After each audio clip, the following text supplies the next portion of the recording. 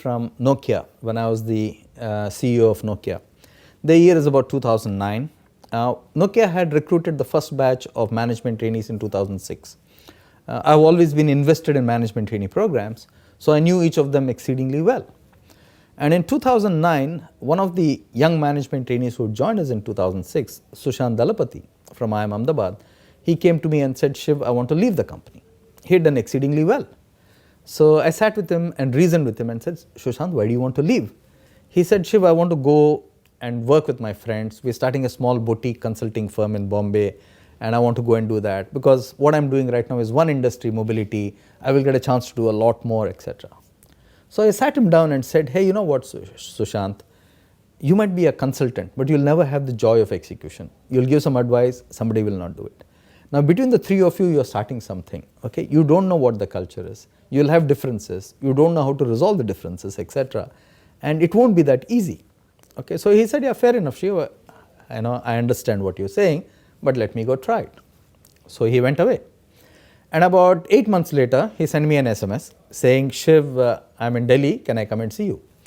People normally send me an SMS when they're in trouble, so something's gone wrong. I said, sure, please come along. And he came to have a cup of coffee with me in my Nokia office. So he sat down and I have great admiration for the boy. He said, Shiv, I want my job back, no conditions. I said, sure, you have your job back because I've always regarded you well. Now tell me what happened. So then he sat down and told me that, Shiv, as a consultant, I only advise, I cannot execute, and between the three of us, we had fights, this, that, etc. I, out of my stupidity, I looked at him and said, but Sushant, didn't I tell you this? And he said, yes, Shiv, you told me this, but I had to experience it myself. So my big lesson from the story is when you deal with millennials, do not be prescriptive, even though you know what you're saying is right. Please do not be prescriptive. What I think I could have done better was, because I had the connect to the BCG, the McKinseys of this world, or the Bains of this world, or small boutique strategy companies, I could have directed Sushant there to say, go talk to them and come back, rather than give him a final answer. And I think parents tend to do that for us, and bosses, when you spend some time, tend to do it for subordinates. I would say in dealing with millennials, do not be prescriptive.